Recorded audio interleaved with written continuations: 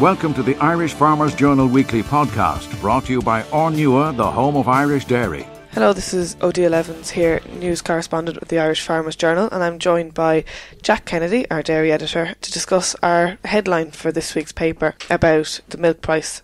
Jack, I suppose the first question is, the global milk prices, they took a tumble again this week, and what happened? Yeah, essentially Farmgate milk prices took a further blow this week as, most of the major Irish milk processors announced details of further milk price cuts for May. Most processors have decided on a 2 cent per litre cut for May milk price, which effectively takes 15 million out of May milk checks for dairy farmers. So the individual co-ops, Arabon, Dairygold and Tipperary Co-op all announced details of a 2 cent per litre cut in May milk price.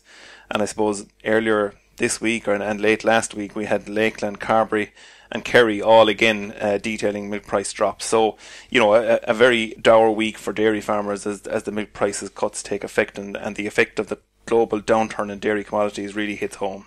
And is there any light at the end of the tunnel for the farmers? There was some good news, although the average milk price at the global dairy trade auction this week was down 1.3%. But some products at least held firm or rose, and especially for whole milk powder, which is one of the main dairy commodities traded on the global markets, that held firm, and cheddar and butter prices improved slightly. So yes, there is some good news, and I suppose the other piece of relatively good news is that we got details this week of the super levy fines that are going to be spread over 3 years. The repayment is going to be spread over 3 years. So we have details of that this week in the paper. And I suppose, the other final bit of good news is that the weather is good. Cows are in good condition. There's lots of sunshine out there. Good silage making conditions. So look, there are some positives in a miserable week for May milk price cuts. Thanks a million, Jack. We hope that you're enjoying this Irish Farmers Journal podcast, brought to you by Ornua, the home of Irish dairy. Find out more at farmersjournal.ie. Hello, Patrick Donohoe here from the Irish Farmers Journal News Desk. Now that the applications are closed and the dust is settling on the Beef Data and Genomics programme, or the new suckler scheme, I went to ask 3 beef farmers what they think of the scheme. First, let's hear from Pat Farrell in County Kildare, who says the benefits of the scheme are outweighing its conditions. Well, the beef scheme is welcome. The 52 million is badly needed on farms, but there's too many conditions attached to the scheme, and there's 3 or 4 main problems as I see it. The reference year is the first main problem. The genomics testing at 60% is a major problem. We were told last year that it was 15% was adequate, and now it's 60% moving forward. And the conditions where you have to have a 50% of the cows at the maternal 4 and 5 star, and they can only be under 7 years of age, that's a major problem and impacting badly on farmers. Are the changes or the rules that they set out, are they unworkable for the vast majority of beef farmers? I'd say they're probably can be got to work okay, but at a price, and the money you get from the scheme won't compensate you. You'll get it with one hand and have to give it away with the other hand. So there's a need to either reduce the stars or move the year back. The 2013 should be moved back a few years, because there really is no difference between a 4 or 5 star cow under 7 years of age and one that's 9 or 10. Leishman Henry Burns is also the IFA's National Livestock Chairman and has some complaints, but he adds that it's still time for the Minister for Agriculture to make changes and listen to farmers' concerns. Well, look, number one, there are a lot of farmers gone in there, and they're hoping to get the changes. There's no doubt, because suckler farmers can't afford to pass up the chance of that money. But we've had, as you know, huge meetings around the country where there's been over 5,000 people out, and what they're saying to us very clearly is that they need those changes. And they said to the Minister last week, the issues are, very simply, the base year 214, the fact of the clawback and the 6-year rule. The level of genotyping at 60% is too high, we think. The 4 and 5 star rating is a bit high for people starting off, and it needs to be adjusted. We think a possibility there is to bring a 3, 4 and 5 star. That would be a good compromise. And then the overall thing on the level of genotyping. I suppose they are the key issues, and that's what people are saying. For it to be more farmer friendly and work for farmers, and for most of the money to end up in farmers' pockets, we need those changes made. The Minister, I suppose, has moved to clarify rather than to change over the last few weeks with regard to the clawbacks and whatnot. Has he done enough to inspire people, or do you think that many of those 28,000 will come out again before suffering a clawback in December? I'd hope that wouldn't arise, that the Minister and the Department would now listen to the voice of those farmers coming out. And in fairness, I suppose their ambition was to have 35,000 in there. That's a loss for us all that they're not there. And I think with the right approach and the right changes made, people will look at the scheme differently. That's the views I've had reflected to me.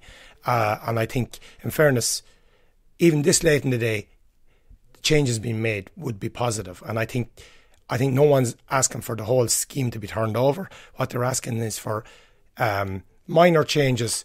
We perceive them as minor, but they would make a huge difference on the farmer side. And I think, in fairness, when you look at the whole consultative setup, you can see that clearly that maybe there wasn't enough of the farmer view encompassed. The guy that has to do this on the ground and calve the cows encompassed into the scheme. Finally, I spoke to Francie Gorman, a suckler and sheep farmer from County Laois. He's a lot more critical of the basic design of the new suckler scheme and is urging the Minister to make changes. Firstly, I think while there are concerns about the reference year and the 6-year period, I think the big concern for a lot of people was the fact that the hoops they had to jump through to qualify for the scheme in terms of the star ratings of their cows was just, it was something that most farmers felt wasn't achievable in a 6-year period. And I think also the fact that even if they did achieve it, they could possibly end up with maybe a completely different herd of cows, and in some cases the fear was that they'd have an inferior herd of cows as a result of it. And the Minister has moved in the last weeks to try and clarify rather than change. Do you think he's done enough to allay the fears of the 28,000 in there who already do have some reservations? Absolutely not. And I think the land eligibility issues last year probably magnified that problem for him, in that farmers just were not going to join something that they felt that they couldn't comply with, and at the end of a 6-year period maybe end up paying back the full value of the scheme over the 6-year period. That was just a bridge too far for them to cross. I think if he had to have it more measure driven, and that if you had qualified and met your measures in year 1 or year 2 or maybe after 2 years, that you were clear of that 2-year period and you kept that money and move on to another year or 2-year period and divide it up maybe into either 6 or 3 segments and do it that way, farmers might have been more inclined to run with it. And I mean, you know, he did mention force majeure, but in the whole scheme of things, a force majeure, an application for force majeure is very, very stringent and very tight. And I think the Minister played with language on the force majeure scheme, particularly in Claremorris. And I don't think anybody believed him. And your own experience and your own neighbours, what are they saying to you locally in Laois? I have met nobody that thinks this is a good scheme. Everybody appreciates the fact that the support for the suckler herd is badly, badly needed. But to weld particularly the genomic end of it to the scheme was, I think, was wrong. The support is badly needed for the suckler herd, there's no doubt about that, but they should have used the genomic end of it in some sort of a more easy manner. The Irish Farmers Journal Weekly Podcast, brought to you by Ornua, the home of Irish dairy. And now for all the machinery fanatics out there will be a lot of reading in your Farmers Journal and on farmersjournal.ie in the coming weeks. Our machinery editor James Maloney talks to Irish Farmers Journal tillage editor Andy Doyle about an upcoming supplement on loaders and tractors, right down to the tax implications of investing in machinery. They'll also fill us in on the crops and spraying event coming up next week. Let's take a listen. James, can I ask you about the machinery tests that you've been conducting down at Gorcheen? What have you been up to down there? I tell you, we were lucky enough to get a couple of days of good weather together, so we ran a silage wagon test where we tested 4 silage wagons, and in conjunction with that we also did a test on 5 loaders. Now, 2 of the loaders were from JCB. We had a 435 and a 418 model from JCB. We had a New Holland, a Caterpillar and a Volvo in the group test as well. What we looked for on the wagons was the chop length, their size wise, how much grass could we put into the wagon, their unloading times, and all the other different parameters that involved in the operation with the control box and the machines themselves. I see a number of wagons on the road in recent days, James. Are they becoming increasingly popular at contractor stroke farmer level? Andy, they are. There's a kind of a shift towards wagon silage for second cut, simply down because of the bulk that's in it. The guys are looking for labour, which is a problem at the minute. 2 guys can essentially go out with a wagon, one in the pit and one picking up, where you don't need a team of tractors with it. Now, the drawback is with a wagon, of course, as you know, that if the draw goes over a certain distance, it probably becomes unprofitable to use them, and the time constraints are just simply too far to get a volume of work done with them. So there's pros and cons for the wagon. And on the loaders, James, how can you go about even differentiating between the performance of them? What kind of measurements were you using that would be useful to the end users? Basically, we looked at the hydraulic capacity of the machine, so how quick the cycle was of up and down with the bucket, how quick we were able to flick the fork for the silage. We looked at the overall dimensions of the machine. Another big point for on the loader, as you know, there's a lot of work with the joysticks, a lot of work with the steering wheel, the reverse mechanism. So we looked at the overall, how comfortable the operator was in the cabin. We looked at also then a fuel test. We worked them continuously doing the same task for half an hour, brimmed them with fuel, and refill them then again at the end of the half hour. So we have a comparison done pretty much the same standard for all the machines. And we also did a test where we conducted a visibility. When you look behind the machine, that is coming into the loader supplement. You'll see the results of what we found in this week's issue. And you'll also see more about the loaders in the supplement, the focus this week. Thanks for that. As well as that, if that wasn't enough to be getting on with, you've been heavily involved in preparations for crops and spraying, which is being done in conjunction with the Farmers Journal in Teagasc as part of Teagasc Crops Open Day, which is coming up in June. Can you tell me what people can expect to come across in the crops and spraying element of it? Yeah, sure. As you know, Andy, the crops and the trials are carried out by Teagasc Oak Park, but with the year that's in it and the regulations and the Sustainable Use Directive coming forward, we thought it might be useful if we incorporated a sprayer arena or sprayer section with technical demos to benefit all the farmers and even some parts of the trade. So this year we have a spray and demonstration arena which will be located on the route. We're going to run 3 demos at 12, 2 and 4. A number of the machinery trade are going to display their machines in the arena. So we have the likes of John Deere, Lemken, Hardy, Berthoud, Bargam. I can't remember them all now, it's just straight off the top of the hand, but we'll have it in the crops and spray and pull-out section, which is also in this week's journal. So you'll have a full list there, along with the map and the area of what's happening on the event. It seems that we've had a good positive reaction from the tillage farmers that something like this has been needed and hasn't been done for the machinery side of it and from the spraying point of view on the application. Yeah, I know on the crop side, Teagasc will be showing off the various research that they're involved in, fungicides, herbicides, a lot of new technology and an awful lot of new concepts.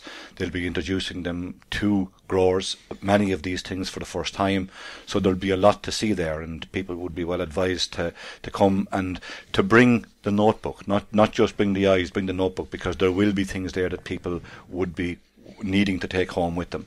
On the spraying side, certainly the Sustainable Use Directive requirements that are being introduced later this year will mean that all sprayer operators, or everybody who wants to operate a sprayer in the future, will have to be registered, and that there are certain requirements for that. Yep. Many people now know that will involve a sprayer course, either one you've done or one you will have to do in order to get registered, but it applies to all farmers. This is not just a tillage farmer event, so if you're a grassland farmer who's only applying a bit of dock spray or nettle spray on occasions around the farm, these regulations still equally apply to you, and it's important that you take the time to come and find out what needs to be done. And this is from November of 2015, Andy, so it won't be long until it's reality with most of these farmers. Any grassland farmers who want to come in, it's a big issue for them. They use sprayers as well. There's lots of weeds to be controlled in grass, so they're more than welcome to come into the arena and find out what information they need to know. On the practical demonstration, what's going to happen is that Dermot is going to do a test, the practical steps to getting your sprayer ready for the test. We'll also be able to talk about the training courses that you mentioned, Andy, of what's going to happen, what's the requirements for them to meet the standard. And moving it on from there, then we're going to look a little bit more into the GPS and maybe the future. What's the industry doing to make, I suppose, the application of pesticides more environmentally friendly, or how technology can help it? I think it's another point that's worth making is that for grassland farmers in particular, there's a lot of issues at the moment with regard to their specific pesticides ending up in water, and that's something that has to be addressed by hook or by crook. So it is more important than ever that people know how to avoid these problems occurring. And as well as the process of having to register by November of this year, by November of next year, every sprayer in the country, including all the sprayers on grassland farms, have to be tested, and there will be some advice on the day as to what that test would require, so that people who have a sprayer at home would begin to realise that, well, either it's not worth bringing, or I better do something before I even bring it in the first place. Yeah. So all that information will be there on the day, 24th of June, at Oak Park in Carlow. It's a free entry for everybody, and there's free parking, so everybody is welcome. Everybody's welcome. Yeah. So that's yet another event that you'll be involved in, James. But after that, again, and you too, Andy. Thank you very much. But after that, again, you have a tractor supplement coming up. Tell us what you're thinking of putting into that this year. On the tractor supplement, we're given a budget, say, of 25,000 to see what we could get in a reasonable tractor of 100 horsepower with a loader. It's a popular machine on a lot of part-time farms and a lot of suckler farms and dairy farms. So I've given Bruce Lett a budget and asked him to tour the country and see what the practical considerations and what value for money he can find out there. One interesting deal that Bruce has found at the minute is a New Holland tractor.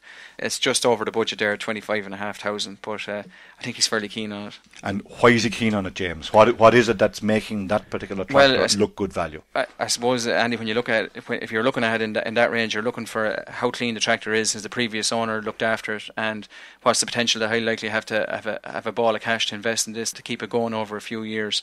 The hours on it, the hours are 3,500 hours, the tyres are in good condition, and the overall appearance, it looks like the guy that owned it before him had a little bit of attention to detail and a bit of care in it. Some guys are really good now. We didn't find one yet, but on previous visits we've actually had full service histories. The oil change, the back end oil change, when the filters were changed, when the front linkage was greased. Some guys really know that if you mind a tractor, the resale value, that's what you're helping in the future. You're keeping the value under the bonnet. Under the bonnet, yeah, exactly. Rather than seeing it going out the gate. James, in there, one of the issues always for farmers will relate to the tax implications. You know, you have a machine, you own it, it's depreciated. Now you're trading it in and you're going to get a lot more for it than its value, than its written down value is distinct from its actual value. So how many people are aware enough of the whole tax implications of machinery, purchase, sales, etc.? I think it's a grey area with people when they go for a trade-in. They don't realise that they have an asset that they could get the tax on, or if it's a value on their books. What we'll be doing is we'll be looking at the capital allowances that they can claim on a new machine. We'll look at why maybe they should be better off leasing a machine if it's not needed for the whole year, rather than going on a hire purchase plan. Essentially, we'll put the options in place if you want a new tractor in the morning or a second-hand tractor, which is the best from you from a tax point of view for your business. James, thank you very much. You're welcome, been very Andy. busy, and all of that and more We're going is on available. holidays in July anyhow for a week or two. That's what you hope. All of that and more is available on our website on farmersjournal.ie. That's www.farmersjournal.ie. And you can follow us as well on our Facebook pages and on Twitter with the odd occasional tweet from the fields and from the yards. You're listening to the Irish Farmers Journal podcast, brought to you by Ornua, the home of Irish dairy. And finally, there's a new beauty column in the Irish Country Living this week, offering all the ladies tips for products that don't cost the earth. Consumer editor Ciara Leahy and features editor Maria Moynihan tell us more. Regular readers might remember one of our recent cover girls, Dolly Buckley, who has the most fascinating story. She was a leading makeup artist in London, literally working with everybody from Margaret Thatcher to Annie Lennox and even John Major in the middle of that, but then fell head over heels in love with an Irish farmer, as you do, and now lives in County Offaly. But she's going to be sharing all her top secret tips with us every month in a new column, so we're delighted to have Dolly on board. Wow, that's a great story. It is indeed. Yeah. Seems more like a book than an article in Irish Country Living. Film in it, yeah, yes, absolutely. So tell me about her first column. What is she going to tackle? So we're looking at budget buys because, of course, we're all watching our pockets these days. And when you think that women spend €9,000 in their lifetime on makeup, you know, any spare pennies we can save, very welcome. And also 65% of women say they wouldn't go outside the door without makeup on. So, you Absolutely. know, so Dolly's looking at kind of the supermarket finds that you can pop into the old trolley and not be too guilty about. So that's what she's looking at. But that's great because I suppose there are really good brands in supermarkets. It's just a matter of finding the right ones because, you know, it's getting the good from the bad. Absolutely. So I suppose every woman needs a really good foundation in their makeup bag. So what brand does Dolly recommend as a great budget buy? So actually Bourjois, which is a sister brand to Chanel, but this Healthy Mix foundation comes for just $12.99, so we can justify that. And the one that she recommends is Healthy Mix, and she says it's great because it gives you that good long-lasting coverage but doesn't settle into the lines and the creases or, you know, form dry patches. She says just best applied with a sponge or a brush. So there Brilliant. you go. I mean, that's great for everyday wear. I mean, you can't be wearing really expensive foundation every day just going to work, especially in the summertime. Absolutely. What about lipsticks? You know, obviously another real staple in people's makeup bags. Well, here you go. You can put this one to the test. It's the Maybelline Superstay 14-hour lipstick, which is just $9.99. Now, she says 14 hours, you might be, you know, very lucky to get that out of it, but she says certainly a good few hours.